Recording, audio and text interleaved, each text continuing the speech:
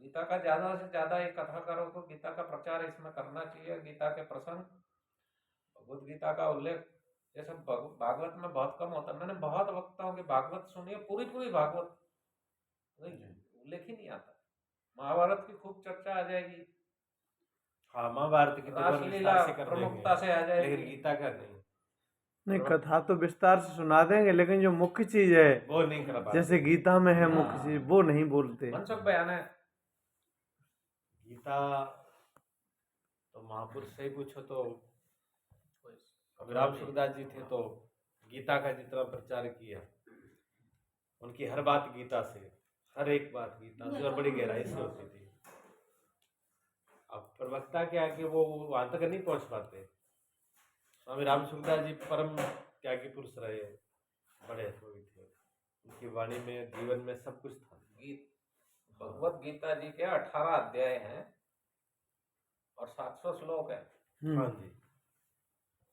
हम तो ये कहते हैं कि जो भी भागवत जी की कथा कर रहे हैं व्यासपीठ पर बैठकर, व्यास शास्त्री साधु संत कथाकार जो भी है, वो 18 अध्याय में से एक एक श्लोक करके केवल 18 श्लोक का ही विश्लेषण कर दे तो लोगों का कल्याण हो जाएगा।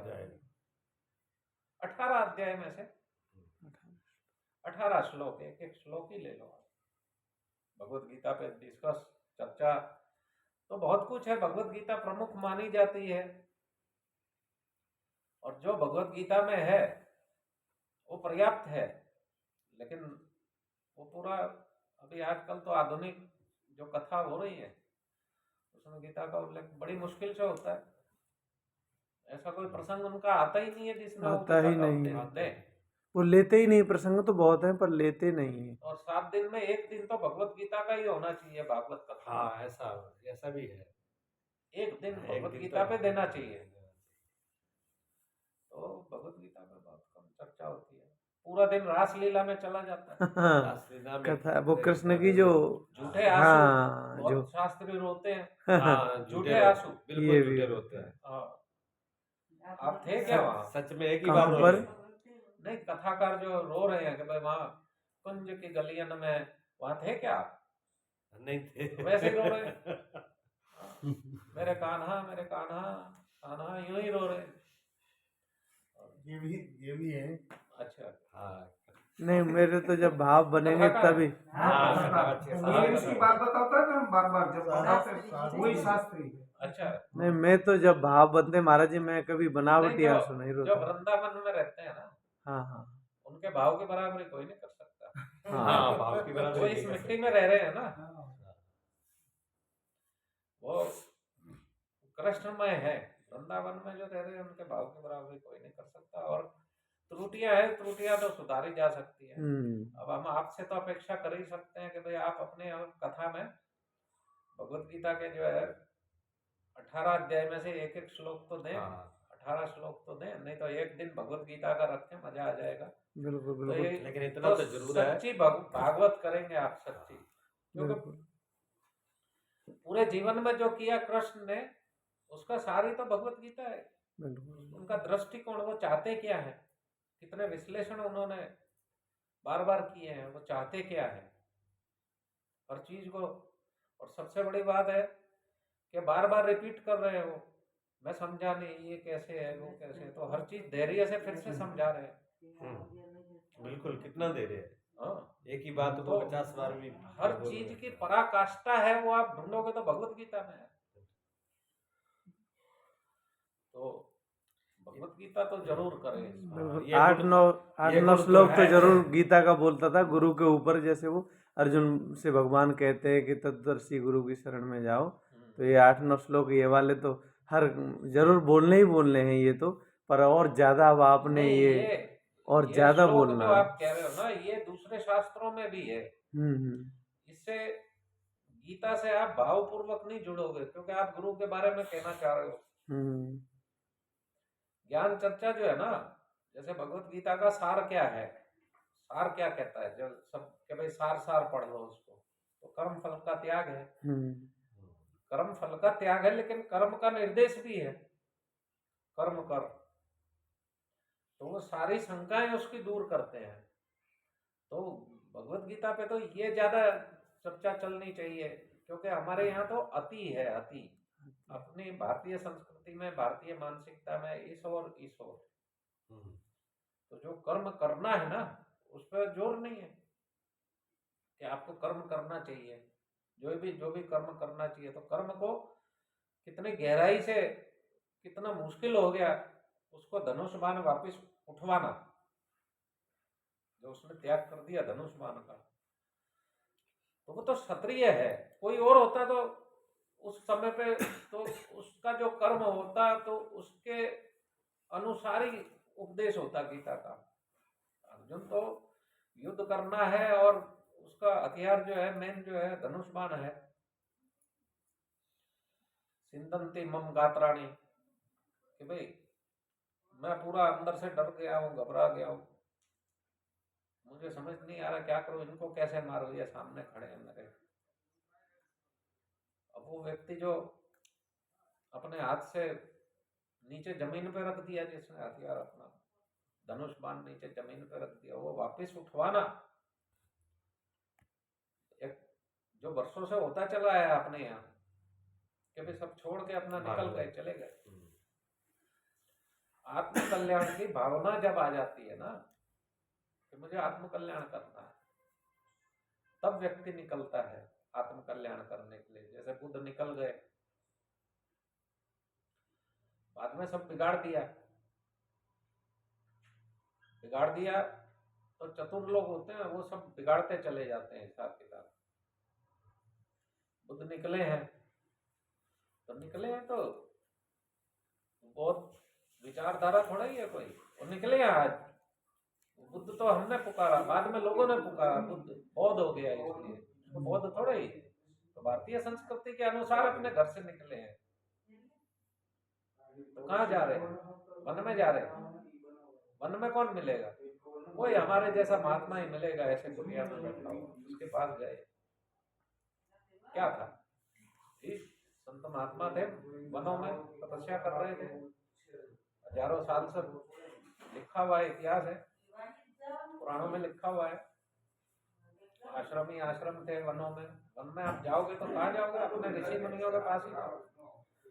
कोई अष्टांग योगी है, कोई ध्यान योगी है, कोई कर्मकांडी है, सब कुछ है।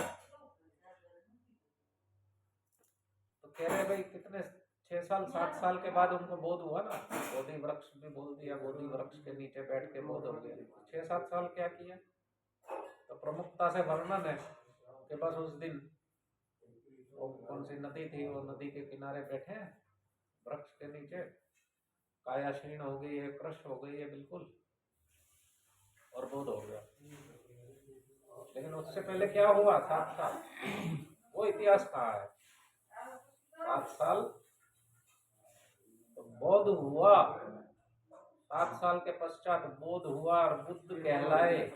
फिर अपना जो समझ में आया वो कहने लगे। 7 साल क्या हुआ? 7 साल सनातन धर्म के ऋषि मुनि जंगलों में थे, उनके आश्रमों में रहे। कैसे करे आत्म कल्याण? कैसे करो? नहीं समझ में आया, 2 महीने 4 महीने में वहां से भागे, दूसरी जगह चले गए। क्या करना है? उसको जानना है, परमात्मा को जानना है, अपने आप को जानना है। ये करो, अष्टांग योग करो, ये करो, वो करो। वही किया 7 साल।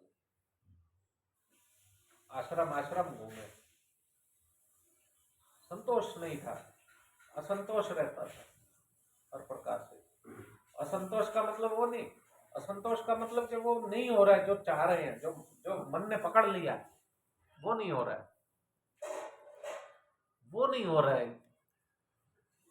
धैर्य नहीं है, क्योंकि विज्ञान भैरव तंत्र में 112 विधियां बताई हैं शिव ने पार्वती से आत्म कल्याण करने की। उसमें ध्यान की विधियां भी आ गई, कथा भी आ गई, वार्ता भी आ गई। हर चीज को ध्यान में कैसे परिवर्तित करें, विज्ञान भैरव तंत्र बहुत छोटा सा ग्रंथ है, और भगवान की कृपा से हम उसकी भी व्याख्या कर रहे हैं।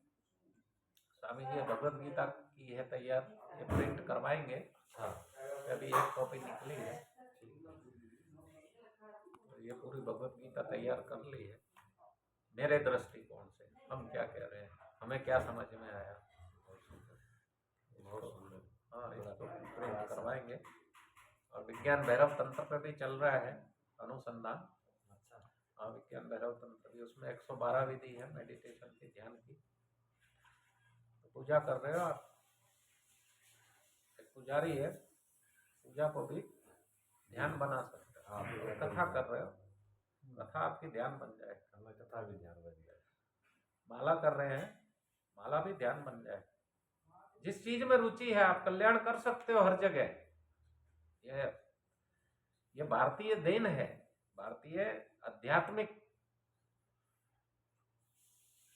आध्यात्मिकता की इस संसार को देन है कि आप किसी भी अवस्था में आत्म कल्याण कर सकते हैं, जो रुचि हो आपको। ये चीज समझ में नहीं आ रही है, योग करो। योग नहीं किया जा रहा है मेरा, ये दुखता है, वो दुखता है। ध्यान करो, ध्यान लास्ट में आ जाता है। सबसे बड़ा उद्देश्य है। बात कह दी, समझ में आ गई, बात पूरी हो गई। ब्रह्म वाक्य हो गया, गुरु का वाक्य ब्रह्म वाक्य।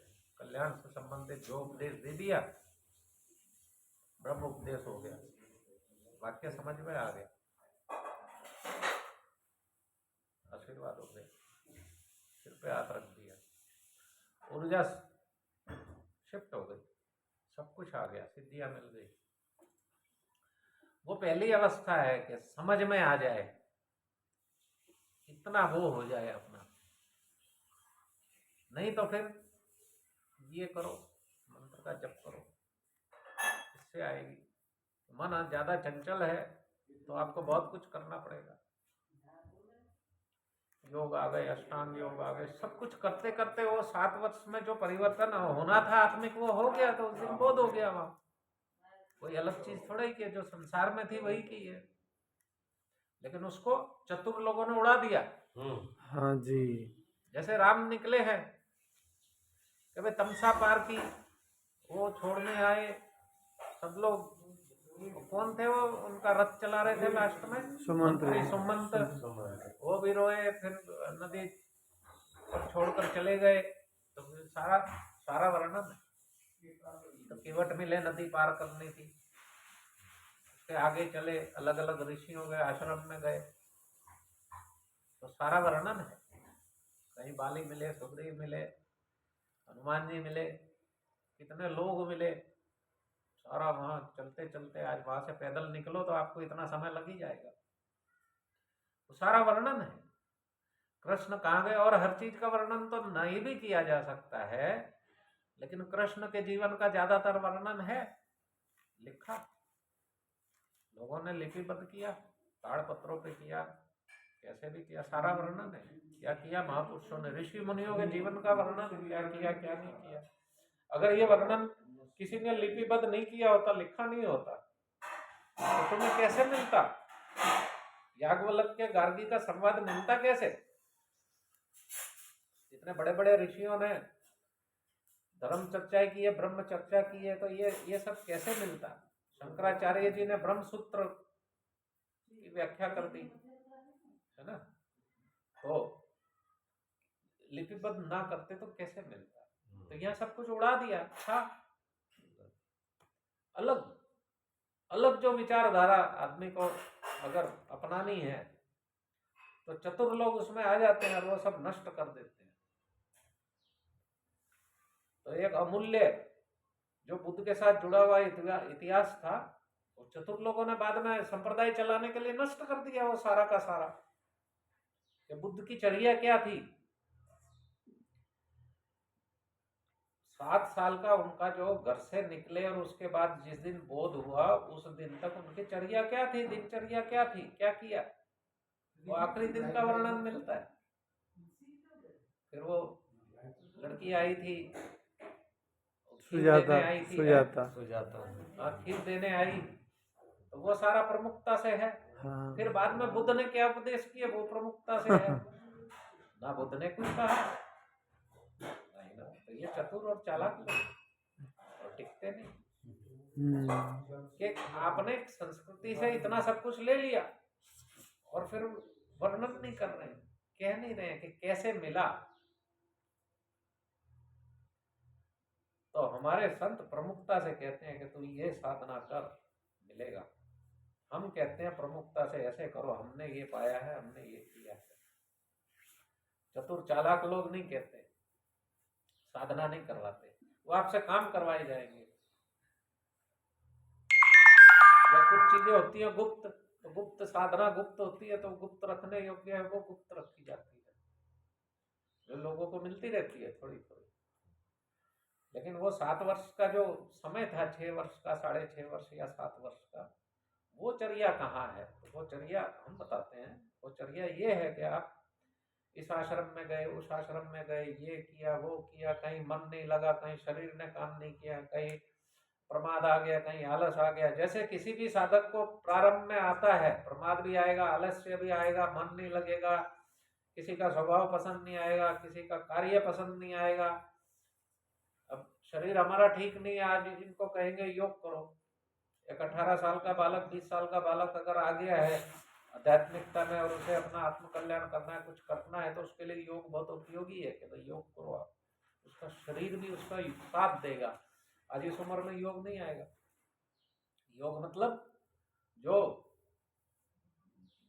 अष्टांग योग में कहा है, यम नियम आसन प्राणायाम प्रत्याहार धारणा ध्यान समाधि में फिर तो उसमें आसन प्रमुखता से बताया है। पहले तो आसन सिद्ध होना चाहिए, उसके बाद ध्यान। तो अष्टांग योग में ध्यान तो 6 नंबर पर है, 7वें नंबर पर है, ध्यान तो लास्ट में आता है। आज कितने लोग हमसे पूछते हैं अष्टांग योग के बारे में, तो पहले ही ध्यान के बारे में ही पूछना है, ना यम जानने, ना नियम जानने, ना आसन सिद्ध करना है। तो आज परिस्थिति ऐसी है कि 50 साल 60 साल की उम्र का व्यक्ति आसन सिद्ध नहीं करेगा, 20 साल की उम्र का आदमी आसन सिद्ध कर लेगा, 25 साल का, 30 साल का, 40 साल का। लेकिन आपने वानप्रस्थ आश्रम भी छोड़ दिया है, यानी कि 50 से ऊपर हो गए तो अष्टांग योग में आप जा रहे हो। 25 साल में जाना था। ब्रह्मचर्य आश्रम जो विद्या प्राप्त करने गए गुरुकुलों में, तो 25 साल तक विद्या अर्जन कर सकते हो। किसी को शंकराचार्य जी 8 साल की उम्र में रिटर्न आ गए कि सब कुछ जो जानना था जान लिया। तो कैसे जान लिया? कि माता जी उनकी जो थी, वो जब गर्भवास में थे तो तभी वो सारा वेदों का अध्ययन उनकी माता जी करती थी। अम्बा माँ जो थी वो बहुत बड़ी विदुषी थी, तो वेदों का अध्ययन करती थी। उन्होंने गर्भवास के समय ही सुन लिया सारा वो भारतीय अपना सारा का सारा, तो सारे पुराण, सारे जो वेद, तो 8 केवल गुरुकुल में गए वो 5 साल की उम्र में, 6 साल की उम्र में, 1-2 साल में हर चीज एक बार ही पढ़ी, एक बार ही रिपीट किया पूरा। इसलिए कृष्ण कह रहे हैं ना, श्रेयो ही ज्ञानम अभ्यासा, एक बार में ही पाठ हो गया और रिटर्न आ गए। कि अब आचार्यों ने उनको आज्ञा दे दी कि भाई अब आगे तुम्हें कोई आवश्यकता नहीं कुछ भी चीजें सीखने की, तो वापिस घर आ गए। इसलिए कि भाई माता जी से आज्ञा लेने के लिए, आज्ञा दे तो संन्यास की। तो इतना छोटा बच्चा है, 8 साल 8.5 साल, तो माता पिता के संस्कार वगैरह हो ही नहीं सकते। निश्चित रूप से हम यही समझते हैं ना कि भाई इसे देख रेख की जरूरत है। जैसे तुलसीदास जी कहते हैं ना, ढोल गंवार शूद्र पशु नारी, ये सब ताड़न के अधिकारी। ताड़न मतलब कोई बार बार आ रहा है, इधर देख रहा है, तो हम बोलेंगे आपसे, देखो ये आदमी ताड़ रहा है बहुत बार बार आश्रम में, अंदर ताड़ रहा है। ताड़ना का मतलब देखना। तो कैसे देखना? हाँ, बार बार देख रहा है उसको ताड़ना बोलते हैं। बार बार देख रहा है जो हमें चुभ रहा है, उसकी आंखें चुभ रही है। तो बच्चों को भी ताड़ना चाहिए। ताड़ना मतलब ध्यान रखो, बहुत ध्यान रखना पड़ता है। रोड पे आगे वाहन चल रहा है, कहीं गिर जाए, कहीं रसोई में आ जाए, कहीं आग हो, चूल्हा जल रहा हो, तो ये सब जो है ताड़ना के अधिकारी। ताड़ना देख रेख के, देख रेख बहुत सुंदर, बहुत बढ़िया प्रयास किया आपने। बस अभी इसको प्रिंट कराने के उसमें है, जितना हो सके गीता तो उतना ही ठीक है, उसमें क्या होना चाहिए?